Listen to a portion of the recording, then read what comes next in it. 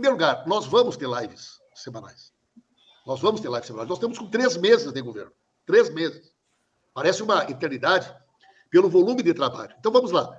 Nós tivemos, desde a posse, 12, 13 semanas, 14 semanas. Certo? Nós tivemos na primeira semana o golpe do dia 8.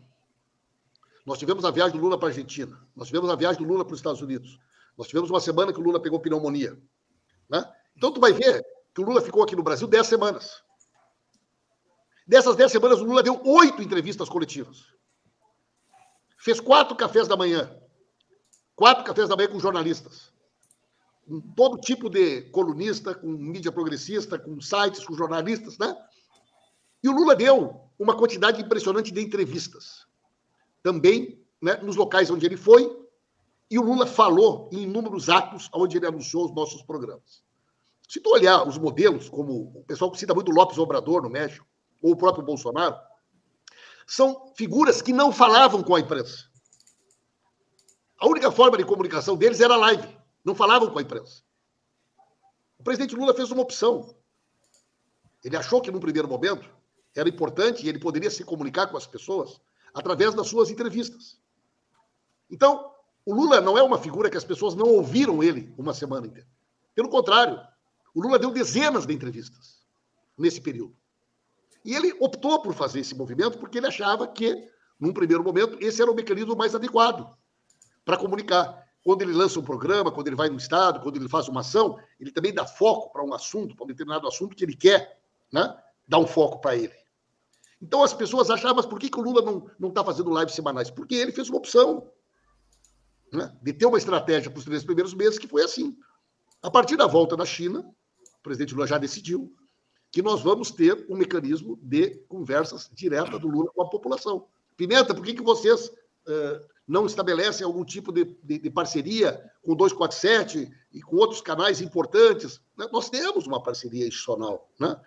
E eu tenho o maior cuidado, e o Leonardo sabe disso, eu tenho feito um esforço cada vez mais para valorizar não só o 247, não com aquele carimbo da mídia progressista, da mídia alternativa, mas como mídia, que dialoga com toda a sociedade, que recebe o mesmo tratamento, porque com isso a gente sai da nossa bolha, e o 247 cresceu muito. E hoje é uma referência na produção de conteúdo jornalístico, e nós temos que cada vez fortalecer mais essa ideia, né? E que quando a gente fala do 247, a gente não quer falar só para quem já nos apoia, mas que as pessoas venham até o 247 porque sabem que aqui tem jornalismo de qualidade, tem informação de qualidade. Quando eu não era ministro, a minha rede era uma rede muito mais de combate, muito mais de enfrentamento, né? Então as pessoas me perguntam, Pimenta, mas eu tenho cuidados, exatamente por conta da função que eu exerço, que muitas vezes eu não consigo diferenciar, né, o Paulo Pimenta deputado, Paulo Pimenta dirigente partidário, do ministro. Eu preciso preservar o governo, eu preciso proteger o governo, eu preciso proteger o presidente Lula. Então, o nosso povo também tem que ter noção de onde que nós estamos, de qual é a disputa estratégica que está em jogo, como é que nós vamos movimentar as peças desse tabuleiro. Nós não podemos errar, nós não podemos cometer erros, né? Nós já assistimos filmes que nós não queremos que eles sejam vistos de novo. A SECOM não pode produzir conteúdo para responder parlamentar. Não pode. A SECOM não pode produzir conteúdo para responder parlamentar. Não pode entrar na disputa. O deputado fez um discurso contra o Lula que eu não gostei. Nós podemos entrar em questões governamentais e podemos agir enquanto governo quando são cometidas ilegalidades, quando existem crimes. Nós tivemos 7 pesquisas do início do ano até agora de diferentes institutos. E o presidente Lula oscilou o ótimo e bom entre 38 e 41 em todas as 7. Todas as 7, certo? Muito bem. Se o nosso objetivo, em primeiro lugar, é manter o nosso público, nós temos de 38% a 41% das pessoas que acham o governo ótimo e bom. E o Lula teve 39% dos votos no segundo turno. Muito bem. Nós temos 30% da população, 30% da população, que tem considerado o governo regular, em todas as pesquisas. Nesses regulares, a maioria absoluta acredita que o governo vai dar certo e vai melhorar a vida delas. Tem esperança, né? Então nós temos esperança, nós temos expectativa positiva. Então nós temos pelo menos, vamos pegar, né, metade disso. Aí tu tem 30% que considera o governo ruim e péssimo. 28, 29, 30. Certo? Muito bem. Se tu pegar o 8 de janeiro, 40% da população entendeu que o 8 de janeiro é justificável. 40%, 38% da população defendeu uma intervenção militar. E 39% da população acha que a eleição foi fraudada. É possível que tu tenha menos de 30% de ruim péssimo se 40% da população acha que a eleição foi fraudada? É possível. A polarização persiste, né? A sociedade está calcificada.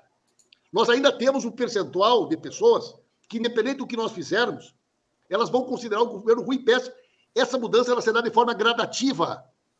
E as pessoas vão ir nos ouvindo na medida que os programas forem chegando na vida delas. Concordo. Na medida que a vida for mudando.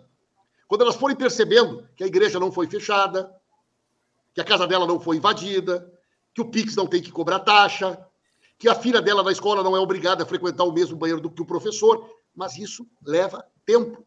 Isso é um processo de construção. Para que as pessoas possam se movimentar de um grupo do qual elas se envolveram, de um conjunto de crenças que levou elas a acreditar que se vacinar era uma coisa ruim. Então, é preciso ter uma estratégia de comunicação, que não vai ser em 90 dias que o mundo vai mudar totalmente. A mídia teve duas posturas muito distintas. Uma coisa é Bolsonaro.